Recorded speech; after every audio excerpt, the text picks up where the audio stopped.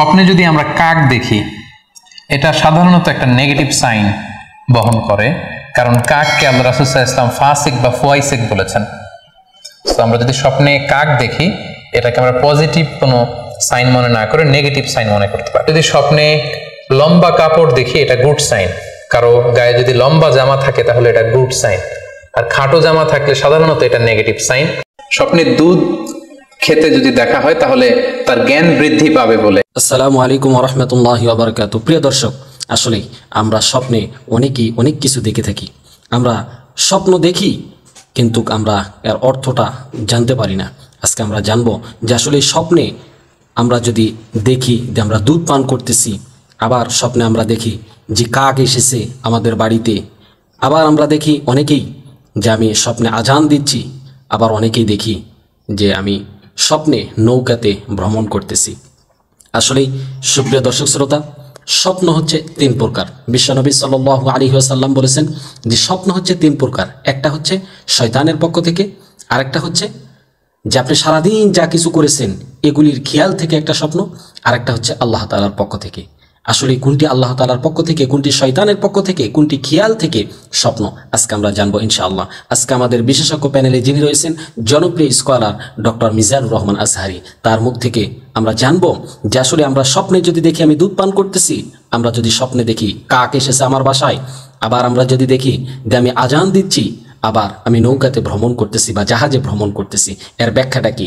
স্বপ্নের ব্যাখ্যা জানার কৌতূহল আমাদের মনে থেকেই যায়, আমাদের মনের আগ্রহ বাড়ায় যে আমি যে স্বপ্নটা দেখেছি এটা যদি আমি অর্থটা একটু জানতে পারতাম তাহলে কতই না আমাকে ভালো লাগতো। তা আসুন আজকে আমরা ডক্টর মিজানুর রহমান আজহারির কাছ থেকে জেনে যাওয়ার আগে ছোট্ট একটি রিকোয়েস্ট, যারা আমাদের এই চ্যানেলটি এখন সাবস্ক্রাইব করেন না প্লিজ সাবস্ক্রাইব করুন। ইসলামিক নিত্য নতুন ভিডিও পেতে আমাদের সঙ্গেই থাকুন। তো চলুন আমরা মিজানুর রহমান আজহারির বক্তব্যটি শুনে আসি। যে কেউ যদি স্বপ্নে রশি দেখে, স্বপ্নে যদি সে রশি দেখে তাহলে এটা গুড সাইন। এটা কেমন যেন আল্লাহর সাথে একটা প্রতিশ্রুতির সাথে সম্পৃক্ত, কারণ আল্লাহ তাআলা কোরআনে ইরশাদ করেছেন ওয়াতাসিমু বিহাবলিল্লাহি জামিআ। আরবিতে রশি আরবি হচ্ছে হাবল, মানে ওয়াতাসিমু বিহাবলিল্লাহি জামিআ, তোমরা আল্লাহর রজ্জু বা রশিকে আঁকড়ে ধরো। তাহলে রশি দেখা মানে এখানে আমরা আল্লাহর ওয়াদাগুলো যেন পূরণ করি, আল্লাহর আনুগত্য যেন আমরা প্রপারলি করতে পারি, এটা ইঙ্গিত করছে। এরপর স্বপ্নে যদি আমরা কাক দেখি, এটা সাধারণত একটা নেগেটিভ সাইন বহন করে, কারণ কাককে আল্লাহ রাসূল সাল্লাল্লাহু আলাইহি ওয়াসাল্লাম ফাসিক বা ফুয়াইসিক বলেছেন। সো আমরা যদি স্বপ্নে কাক দেখি, এটাকে আমরা পজিটিভ কোনো সাইন মনে না করে নেগেটিভ সাইন মনে করতে পারি। তৃতীয়ত, আমরা যদি স্বপ্নে লম্বা কাপড় দেখি, এটা গুড সাইন। কারো গায়ে যদি লম্বা জামা থাকে তাহলে এটা গুড সাইন, আর খাটো জামা থাকলে সাধারণত এটা নেগেটিভ সাইন। এক্ষেত্রে আমরা সহিহ বুখারীর একটা হাদিস উল্লেখ করতে পারি। আল্লাহর হাবিব সাল্লাল্লাহু আলাইহি ওয়াসাল্লাম বলেছেন যে আমার সামনে অনেক মানুষকে পেশ করা হলো, তাদের কারো জামা নাভি পর্যন্ত, কারো জামা হাঁটু পর্যন্ত, কারো জামা পা পর্যন্ত। আর সেক্ষেত্রে ওমরে ফারুককে দেখলাম যে এত লম্বা জামা পরে সে হেঁটে যাচ্ছে, সে তার জামা টেনে টেনে নিয়ে যাচ্ছে। তো সাহাবারা বললেন মা আউয়ালতাহু ইয়া রাসূলুল্লাহ, হে আল্লাহর রাসূল, আপনার এই স্বপ্ন থেকে আপনি কি বোঝাতে চাইলেন? আল্লাহ রাসূল সাল্লাল্লাহু আলাইহি ওয়াসাল্লাম বললেন আউয়ালতুহু আদ-দীন, এটা দ্বারা আমি দ্বীনদারি বোঝাতে চাইলাম। অর্থাৎ যার জামা লম্বা তার মানে তার তাকওয়া বেশি বা তার দ্বীনদারি বেশি। আর স্বপ্নে যদি কারো জামা খুব ছোট খাটো বা জামাহীন অবস্থায় কাউকে দেখা হয়, এটা সাধারণত তার দ্বীনদারি কমে যাচ্ছে বা তার তাকওয়া is decreasing day after day, এটার একটা সাইন বহন করে। পাশাপাশি দুধ, স্বপ্নে যদি কেউ দেখে সে দুধ খাচ্ছে, এটা একটা ভালো সাইন। স্বপ্নে দুধ খেতে যদি দেখা হয় তাহলে তার জ্ঞান বৃদ্ধি পাবে বলে এটা একটা সাইন বা আলামত বহন করে। সেক্ষেত্রেও আমরা বুখারীর একটা হাদিস উল্লেখ করতে পারি, যেখানে আল্লাহ রাসূল সাল্লাল্লাহু আলাইহি ওয়াসাল্লাম একটা স্বপ্নের কথা সাহাবাদেরকে শেয়ার করছিলেন। তিনি বললেন যে আমাকে এক বাটি দুধ দেয়া হলো, আমি সেখান থেকে দুধ খেলাম, তারপর দেখলাম যে আমার আঙ্গুল থেকে দুধ বের হচ্ছে, আর সেখানে যে অবশিষ্ট দুধ রয়ে গেল সেটা আমি ওমরে ফারুকের মুখে দিলাম। ওমরে ফারুক সে অবশিষ্ট দুধটা খেলো। এই স্বপ্নের কথা শুনে সাহাবারা বললেন মা আউয়ালতা বিহি ইয়া রাসূলুল্লাহ, হে আল্লাহর রাসূল, এটা দিয়ে আপনি কি ব্যাখ্যা করলেন? ফামা আউয়ালতাহু ইয়া রাসূলুল্লাহ, আল্লাহ রাসূল সাল্লাল্লাহু আলাইহি ওয়াসাল্লাম বললেন আল ইলম, এটা দিয়ে আমি জ্ঞানের ব্যাখ্যা করেছি। অর্থাৎ দুধ হচ্ছে জ্ঞানের প্রতীক। দুনিয়াতেও তো আমরা দেখি যে দুধ হচ্ছে সুষম একটা খাবার, খাদ্যের পুষ্টিগুণের 6টি গুণাগুণ দুধের মধ্যে পাওয়া যায়। সো কেউ যদি স্বপ্নে দেখেন যে তিনি দুধ পান করছেন, আশা করা যায় এটা তার জন্য ভালো সাইন, তার জ্ঞান বাড়বে বলে আমরা ধারণা করতে পারি। এবার স্বপ্নে যদি কেউ দেখে যে সে আজান দিচ্ছে, এটাও ভালো সাইন। স্বপ্নে আজান দেয়া এটা সাইন হচ্ছে সে হয়তো অচিরে হজ করতে যাবে। হজের সাথে আজানের কি সম্পর্ক? এর কারণ হচ্ছে সূরা হজ্জে আল্লাহ তাআলা সাইয়েদনা ইব্রাহিম আলাইহিস সালামকে যখন বলেছিলেন যে তুমি হজ শুরু করো, তখন তিনি বলেছিলেন, ইব্রাহিম তুমি আজান দাও, ওয়াআযিন ফিন নাস বিল হজ ইয়াতুকা রিজালা ওয়া আলা কুল্লি দামির ইয়াতিনা মিন কুল্লি ফাজ্জিন আমিক। অর্থাৎ হে ইব্রাহিম তুমি আজান দাও। ইব্রাহিম আলাইহিস সালাম বললেন কোথায় আজান দিব? চারদিকে তো মরুভূমি। আল্লাহ তাআলা বললেন ইব্রাহিম তুমি আজান দাও, এই আজানের আওয়াজ বা শব্দ পৃথিবীর সবার কানে আমি পৌঁছে দেব। তো সাইয়েদনা ইব্রাহিম আলাইহিস সালাম তখন হজের আজান দিলেন বা ঘোষণা দিলেন। আজান শব্দের অর্থ হচ্ছে অ্যানাউন্স, টু অ্যানাউন্স, মানে ঘোষণা দেয়া। সো আপনি যদি স্বপ্নে দেখেন যে আপনি আজান দিচ্ছেন বা কেউ আজান দিচ্ছে, তাহলে সে অচিরে হজ করবে বা হজ রিলেটেড কোনো একটা ব্যাখ্যা হতে পারে। এভাবে আজানকে হজের সাথে সম্পৃক্ত করা হয়েছে এবং এটা ভালো একটি স্বপ্ন।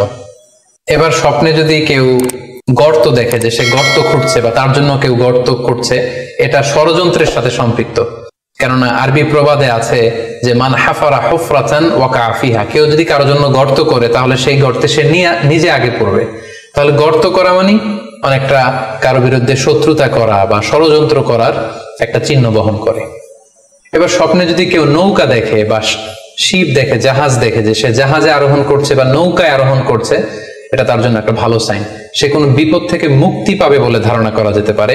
কারণ সূরা আনকাবুতের 15 নম্বর আয়াতে আল্লাহ বলছেন ফাআনজাইনাহু ওয়া আসহাবাস সাফিনাতি ওয়া জাআলনাহা আয়াতাল লিল আলামিন। অর্থাৎ আমি নূহ আলাইহিস সালাম এবং তার সাথের ঈমানদার সবাইকে আমি এই নৌকায় উঠিয়েছি এবং মহাপ্লাবন থেকে তাদেরকে আমি বাঁচিয়েছি।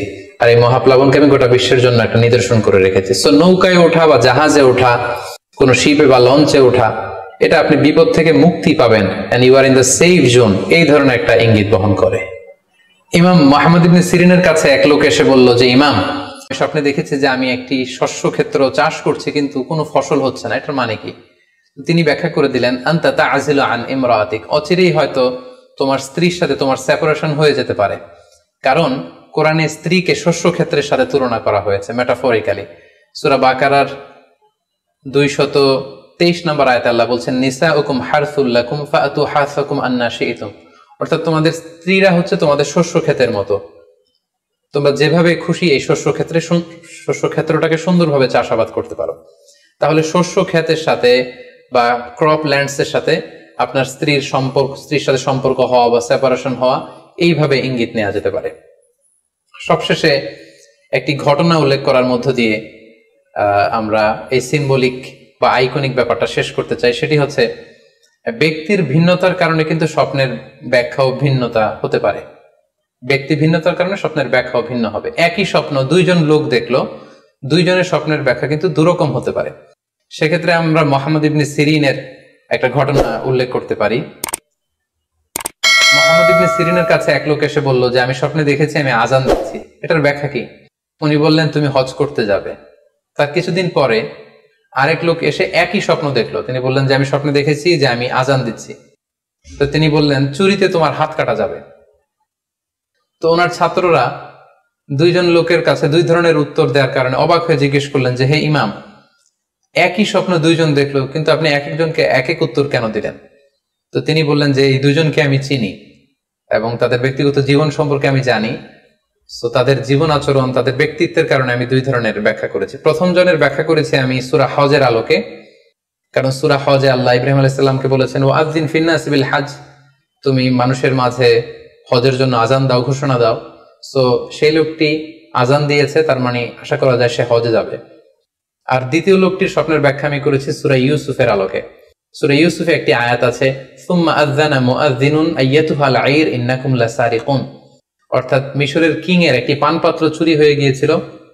ইউসুফ আলাইহিস সালাম ইচ্ছা করে সেটা তার ভাই ইয়ামিনের খাদ্যের প্যাকেটের ভেতরে ঢুকিয়ে দিয়েছিলেন। আর তখন সেখানকার স্টাফরা বা সৈনিকরা আজান দিয়েছিল, মানে ঘোষণা দিয়ে বলেছিল হে ক্যারাভান, হে কাফেলার লোকেরা, তোমরা চুরি করেছো। তো তিনি মুহাম্মদ ইবনে সিরিন বললেন যে দ্বিতীয় লোকটার ব্যাপারে আমি জানি, সে আসলে অসাধু একজন লোক এবং তার ক্ষেত্রে সে স্বপ্নে যেহেতু আজান দিতে দেখেছে, সে কখনো হজে যাবে না, বরং সূরা ইউসুফের আলোকে চুরিতে তার হাত কাটা যাবে।